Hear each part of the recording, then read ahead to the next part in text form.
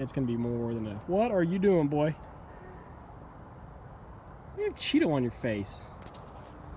What is that? What is that? Look at me. Oh my God. I ate Cheetos, cause Bobby. Yeah, Cheetos. Emerson, what do you think about the garden, buddy? Good. Good, that's it? Yeah. Can you tell me what this is? Broccoli. And what was this over here? Grapes. Grapes. Red cabbage. So I'd show you guys this. Excitement. Spinach coming up. And radishes. This is just my little throw together winter garden that I put in the other day. Just hand broadcast, didn't even plant rows. Onion and carrot may or may not come up anytime soon, but really excited about this. Have some fresh salad soon. Okay, next little project in the build here, or next project we're building, I guess, not in the build. We're gonna build a little pump house for our water well. Probably not really necessary. Most people down here just leave their water wells exposed. We rarely get a freeze. But when we do, people freak out and panic and get all upset because their water lines freeze and bust, and it's like, well, what'd you expect? So last year we got down to like 20 or high teens overnight a couple times. I just sprayed this spray foam all over the wellhead and then insulated the water pipe. This is the well coming up on the right, and the water pipe goes back down on the left here.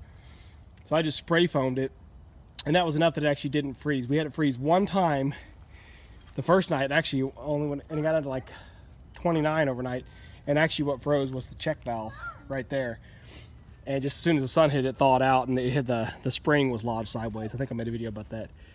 But that froze because the pump would kick on and run and pressure up the tank, and then when the pump would shut off, we'd have a deadline from the tank to here. We had a water line running in the house, so the house never froze. But anyway, I'm gonna go ahead and get this little shed. We're gonna try to get a little pump house built around it. The long-term goal is we'll have the wellhead coming up here in the corner. We'll have a doorway somewhere, either that side or this side, probably over there in that corner, facing towards the house. So then we'll have the pressure tank in here somewhere in one of these two opposite corners, and then we'll have space for some sediment filters, just to get, because we get little bits of real fine sand. We don't really have any iron or anything like that that's really that bad, but we do get a little bit of the sand sediment that gets through the screen. So we'll have a chance to put some sediment filters in here. Anyway, right now I just got basically the form squared up. We are going to pour a concrete slab, which will be a first for us. But I got the form squared up, laid some 2x4s across it, tacked them down for racking just to keep it square. And now I'm going to go around in each corner with my handy little post hole diggers here and see just how deep I can dig before I get really mad and want to hurt somebody. But I didn't really have space to get the tractor and post hole digger in there. I probably could have, but I feel like it would have been more cumbersome than it was worth. So we're going to go with the hand digger and just see how it goes. We're just going to be digging just footer posts down, like I said, about as deep as I can tolerate to go. And then we'll just fill those footers and fill the square bed here with concrete, and that'll be it. All right, well, me and the boy here.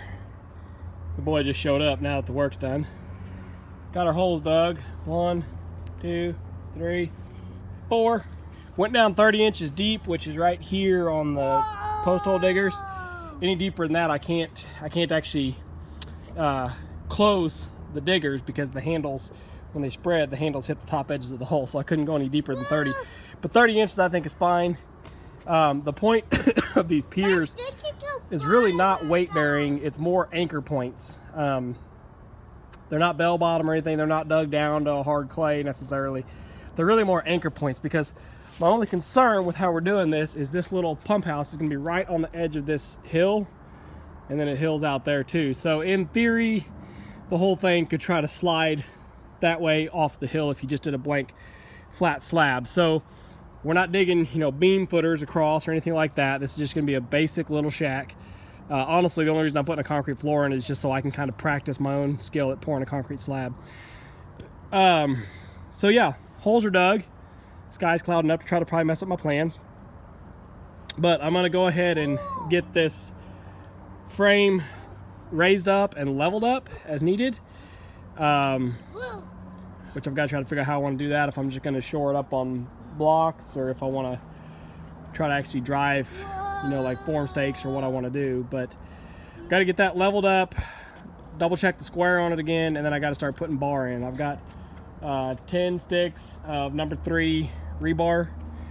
I'll take one stick and bend it at 5 feet, or sorry, let's see. Yeah, 6 feet, whatever, 5 feet, 5.5. I'll bend it at 5.5, put the 4.5 foot stake right down the middle, and then the 5.5 foot bend will go over to tie in at the corner of the other one. So I'll do that on all 4 around the perimeter, and then I'll just do like a 24-inch centered pattern in the middle. We'll kind of see. I just have to lay it out as I go. But first I gotta get it leveled up. All right, well, doesn't get too much better than that. Not all sides are quite that perfect, but they're all not just within the bubble, but pretty well centered on the bubble. But you can see, so this was our highest corner, and it's funny, you know, you kind of, Emerson, stop it. You kind of eyeball it, and you don't feel like it's all that off level until you actually level it, and then you say, "Oh wow, we have a 6-inch gap over here." So I'll have to shore all that up with some dirt, obviously, before we pour.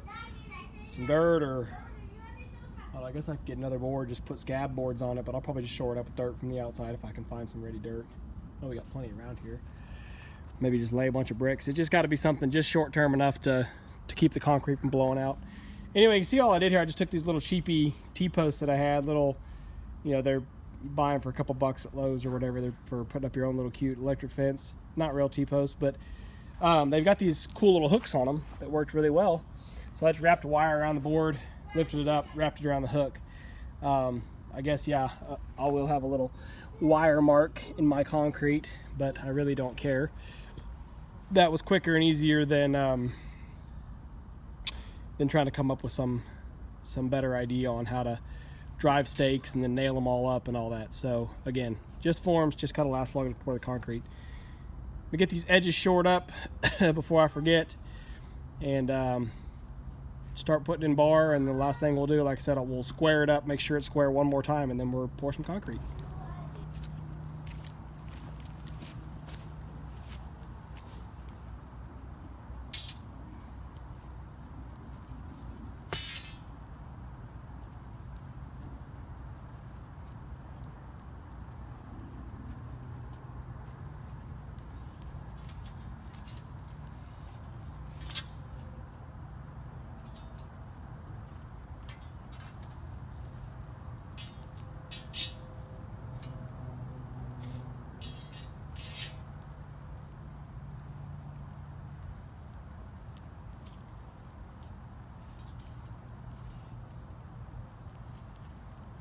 Much longer than they need to be, but not quite long enough that I could cut them in half. They were, whatever the difference is between 5.5 feet and 10 feet is, 4.5 feet. And the holes are 30 inches deep. So we'll just drive them down real nice and deep in the ground. They'll make for good anchor points. Spin the rest of the rebar on.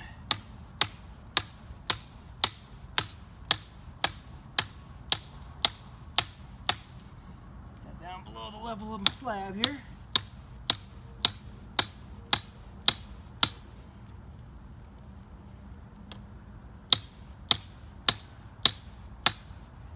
All right.